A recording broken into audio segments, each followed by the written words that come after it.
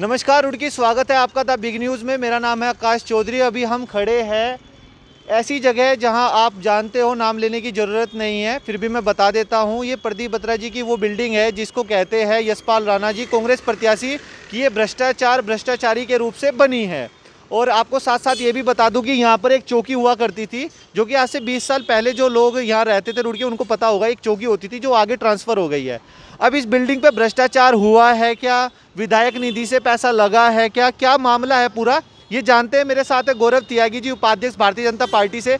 जी गौरव जी, सबसे पहले तो बताओ आप, क्या माहौल चल रहा है आपकी भारतीय जनता पार्टी का? हमारा बहुत अच्छा माहौल है और कोई नहीं है टक्कर में, क्यों पड़े हो चक्कर में। और भारतीय जनता पार्टी की बहुत अच्छी तरीके से सरकार आ रही है। हमारे 60 पार का हमारा नारा है, अब की बार 60 पार, और रुड़की में हम लोग 60,000 पार जाएंगे अब की बार। आपके जो प्रत्याशी है भाजपा से प्रदीप बत्रा जी आप हर बार ये कहते हो क्यों पड़े हो चक्कर में, कोई नहीं है टक्कर में, लेकिन कहीं ना कहीं आप ये भी मानेंगे कि ये चुनाव व्यक्तिगत है।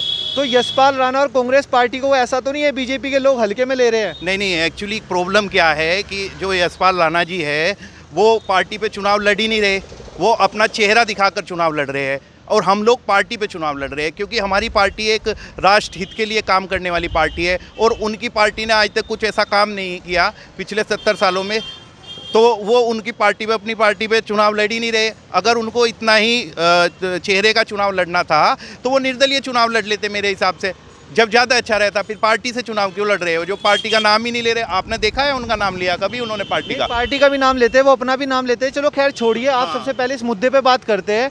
ये जो बिल्डिंग है पीछे, जो विशाल मेगा मार्ट और V2 है, ये प्रदीप बत्रा जी की प्रॉपर्टी है। जी, और कांग्रेस प्रत्याशी यशपाल राणा जी कहते हैं कि यहाँ पर एक चौकी हुआ करती थी, जी, बिल्कुल। वो बत्रा जी ने गायब कर दी। बिल्कुल। तो ये पूरा मामला क्या है? ये मामला ये है भाई साहब कि ये बिल्डिंग है, आप देखो ये बिल्डिंग है, ठीक है, ये बत्रा जी ने बनाई है, हम मानते हैं। और यहाँ पे चौकी भी थी, वो भी हम मानते हैं, ठीक है। वो चौकी तो पहले वहाँ पे शिफ्ट कर दी है मगलपुर चुंगी पे। वो चौकी वहाँ पे शिफ्ट क्यों की है? क्योंकि यहाँ पर आबादी कम है। अब यहाँ पर पुलिस चौकी की इतनी आवश्यकता नहीं थी उस टाइम पे, वहाँ पर आबादी ज़्यादा है, पूरा आदर्श नगर है, ये सब है, तो इसलिए वहाँ पर वो चौकी शिफ्ट कर दी है। और चौकी वो जुर्ज हालत में थी बिल्कुल, और वो पुलिस ने ही NOC दे के कि हम लोग ये है कि आप लोग शिफ्ट कर दो, तो वो पुलिस के द्वारा ही शिफ्ट हुई है, ठीक है। पर मेरा एक सवाल है, ठीक है बत्रा जी ने भ्रष्टाचार किया है, पर मेरा रुड़की की जनता से एक सवाल है कि इसमें आम आदमी का क्या नुकसान हुआ है?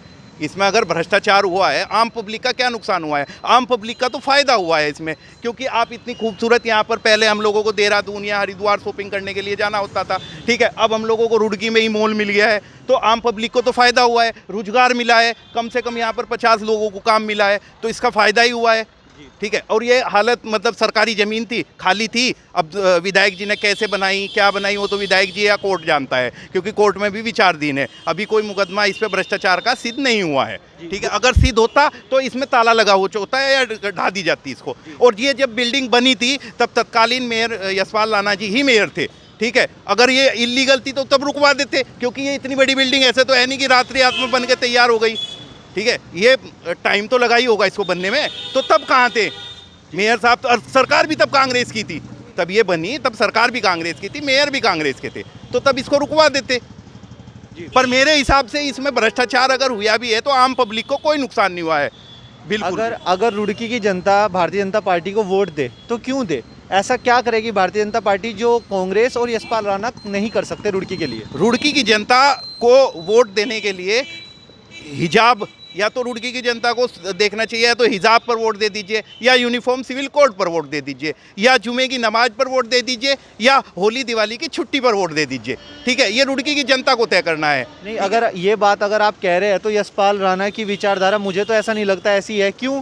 क्योंकि उनके जो वर्करी है, डोर टू डोर कैंपेन है, उसमें मुझे कहीं मुस्लिम लोग नहीं दिख रहे। भाई साहब, हमारा यशपाल राणा जी से तो कोई चुनाव ही नहीं है, हमारा कांग्रेस पार्टी से चुनाव है, ठीक है। हम भारतीय जनता पार्टी वाले हैं, वो कांग्रेस वाले हैं। यशपाल राणा जी से हमारा कोई चुनाव नहीं है, हमारा कांग्रेस और भारतीय जनता पार्टी का चुनाव है। और ये चुनाव जो होता है ये सरकार बनाने का चुनाव होता है, इससे राज्यसभा में भी सदस्य जाते हैं। राज्यसभा अगर मजबूत होगी, रुड़की की जनता को पता है, अगर मोदी जी को मजबूत करना है तो राज्यसभा में सदस्य भी भेजना पड़ेगा, राज्यसभा में सदस्य भेजेंगे तो जनसंख्या कानून भी लाना पड़ेगा, ठीक है, वो कानून भी बनवाना है रुड़की की जनता को, ठीक है। तो इसलिए रुड़की की जनता भारतीय जनता पार्टी को वोट देगी, यशपाल राणा जी को या प्रदीप बत्रा जी को वोट कोई नहीं दे रहा।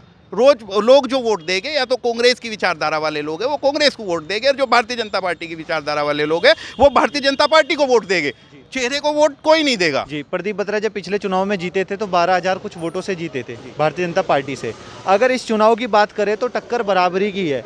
क्या लगता है आपको, आप कितने प्लस में जा रहे हैं, कैसा टकराव है आपका कांग्रेस पार्टी से? भाई साहब कोई टक्कर नहीं है। पिछली बार हम 12,000 से जीते थे, इस बार हम 15,000 से जीत रहे हैं। आप याद रखना 14 तारीख को फिर मिलेंगे। हम लोग 15,000 से जीत रहे हैं और उत्तराखंड में फिर से हम 60 पार जा रहे हैं जी, और अपनी सरकार बना रहे हैं। जी, तो हमारे साथ थे गौरव त्यागी जी। आप इनकी बात से कितने सहमत है, कितनी सच्चाई लगती है आपको इनकी बातों में, नीचे कमेंट करके बताओ। और क्या सच में आपको लगता है कि भारतीय जनता पार्टी इतनी वोटों से जीतेगी, ये भी बताएं। आप देख रहे थे बिग न्यूज़, मेरा नाम आकाश चौधरी, धन्यवाद।